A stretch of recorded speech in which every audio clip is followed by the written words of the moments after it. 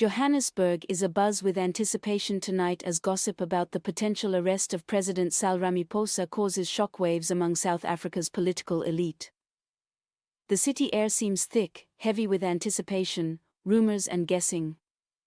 Several reports indicate that several key leaders have disappeared or gone into hiding in fear that they may be the next in what sources are referring to as a silent purge from within the ruling party. Before we dive into the full narrative, don't forget to subscribe, like, and ring that notification bell because what you're about to witness might alter South Africa's political future forever. The chaos started early today morning when an anonymous audio recording purportedly made in a top ANC strategy meeting was posted on the internet. The recording features a voice assumed to be of one high-ranking government official stating that a warrant to arrest President Ramaphosa has been quietly sanctioned subject to a final signature. The voice is composed but apparently agitated as it says it's done. We just need the signature. Once it's signed, everything will change. In a matter of hours, the video went viral. Social media was filled with hashtags such as #RaposaArrest, #InkPanic, and #ThePudgeBegins.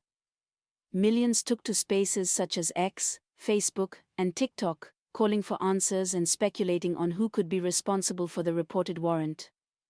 By lunchtime, leading news media outlets nationwide were in a rush to confirm the authenticity of the tape.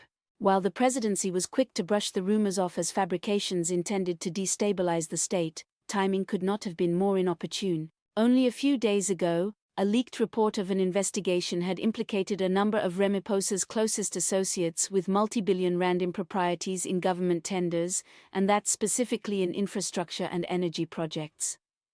As the gossip spread, Johannesburg's political landscape plunged into near chaos. Security at government buildings was beefed up. Unmarked cars were spotted entering official compounds and the halls of power started buzzing with fear.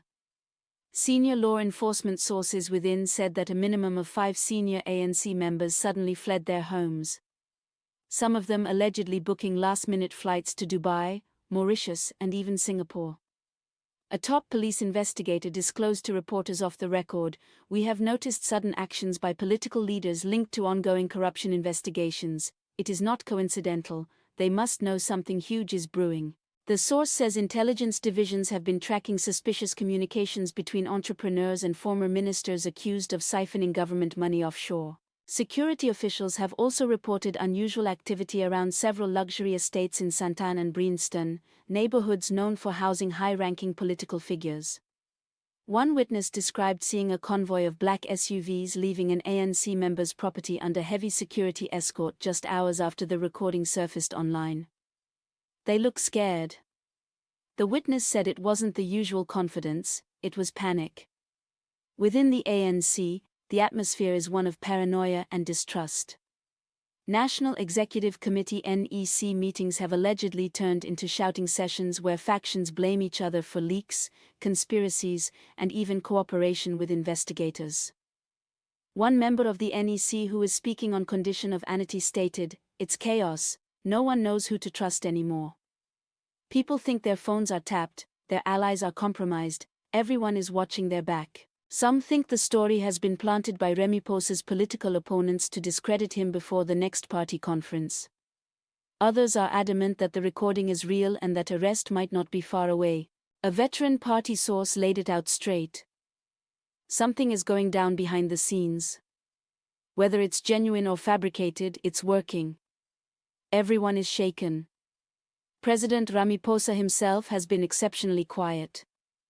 Aside from a quick written statement via his spokesperson denouncing the rumors as malicious and false, he has not made any public outings since the news broke. The president's unavailability has only fueled the people's alarm. Political analyst Tobot Timber noted, "When the head of state goes out of sight during a crisis, it sends the wrong signal. People begin to think the worst, that he's brokering his own survival, or that something bigger is going on behind the scenes." Unofficial reports now indicate that Ramaphosa has been meeting in private with legal advisors and intelligence directors, trying to size up the extent of the crisis. Some report that he's been demanding pledges of loyalty from top officials. Others indicate that he might be paving the way for a potential cabinet reshuffle to restore order. At the same time, public anger is simmering over. Hundreds protested around the union buildings in Pretoria and outside Luthuli House in Johannesburg, calling for openness. Most of them brandished placards with the slogans "No more lies," "Clean up the ANC" and "Step down now." The protests have been largely peaceful up until now, but police have vastly stepped up security around government buildings and media centers with high levels of tension expected. For ordinary South Africans, this drama feels like déjà vu, another chapter in a long saga of corruption, secrecy and political games. Taxi drivers, street vendors, and university students interviewed by local reporters all echoed a similar sentiment. We've heard it all before. But if this time the arrests are real, then maybe justice is finally coming. Economists caution that whatever the truth, the present rumor may just be part of a grander political game. A source close to the intelligence revealed that a factional group within the ANC, perhaps in cahoots with the former top brass, might have caused the leak in order to weaken Ramaphosa's hold on power before the party elective conference. These leaks are not done on the spur of the moment, said the insider. They're deliberate. They wanted to test the waters whether anyone panics, flees and remains faithful. Opposition parties, however, are taking advantage of the moment to exert pressure. The Democratic Alliance, EFF and Action SA have all released statements requesting the presidency to be fully transparent. They are demanding the release of all papers pertaining to ongoing state funds, tenders, and offshore account investigations.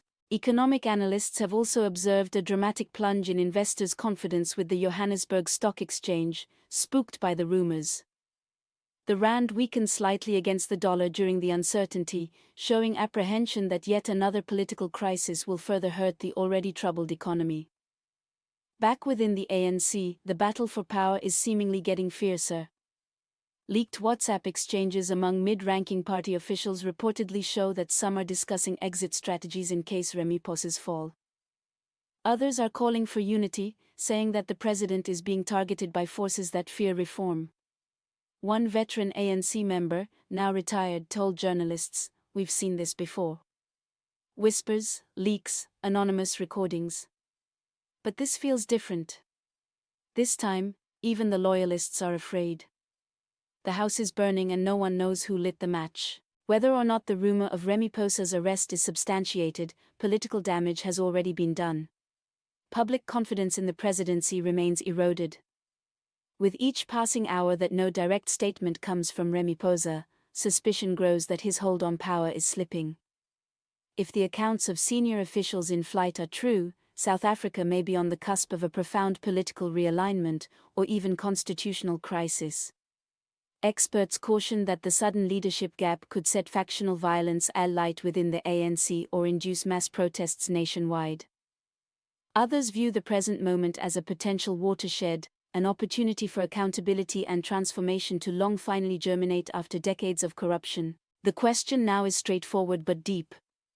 Is this the start of the end of Cyril Ramaphosa's presidency or merely another tempest in South Africa's stormy political sea? Let us hear your thoughts in the comments below. Don't forget to like, subscribe, and turn notifications on because this isn't the end of the story. As things develop further, one thing is for certain: power is realigning and those who appear to be out of reach might soon find themselves facing the law. And in the streets of Johannesburg tonight, there is one emotion that transcends both the haves and the have-nots: fear of what is next.